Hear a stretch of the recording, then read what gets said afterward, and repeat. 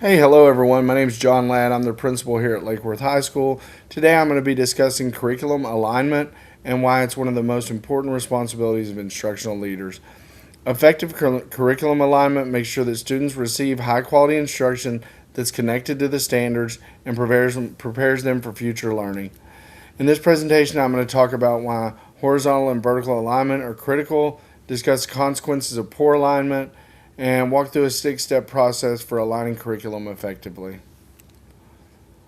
Curriculum alignment is making sure that what we teach, how we teach it, and how we assess student learning are all connected directly to established academic standards.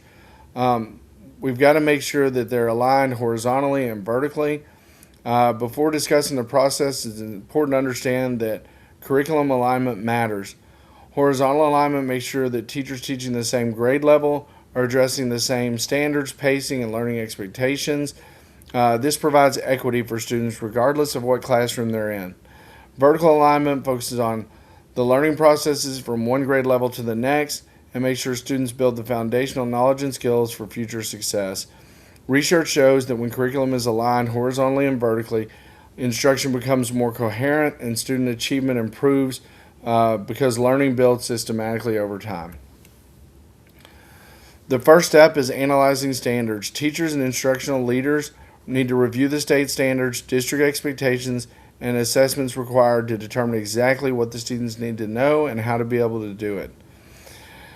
Research supports this step because standards provide the foundation for all instructional decisions. Without a clear understanding of standards, lessons can become disconnected from learning goals. Beginning with the standards, it makes sure that instruction remains focused on outcomes that the students are expected to achieve. So we want to begin with the end in mind. The next step is identifying those essential learning outcomes. Not every standard carries the same weight, so educators have to determine what the most important concept and skills students need to master are. Research indicates that prioritizing essential outcomes helps teachers focus instruction and assessment on the most significant learning goals. This creates consistency and prevents classrooms from being overloaded with disconnected activities. Students benefit because their learning experiences remain centered on the skills that matter the most for long-term academic success. Horizontal alignment is when those teachers collaborate with each other and there's consistency in instruction, pacing, and assessment and expectations. When teachers fail to horizontally align, students may experience very different instruction depending on the teacher they have. These inconsistencies can create achievement gaps and inequities across classrooms.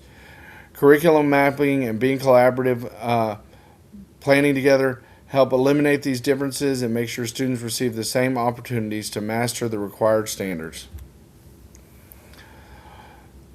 The next step is vertical alignment. Teachers across grade levels need to look at those skills and concepts that progress through the student's educational journey. This step is essential because it identifies curriculum gaps and unnecessary repetition. When vertical alignment is missing, students may enter one grade level unprepared or may repeatedly encounter content that they've already mastered.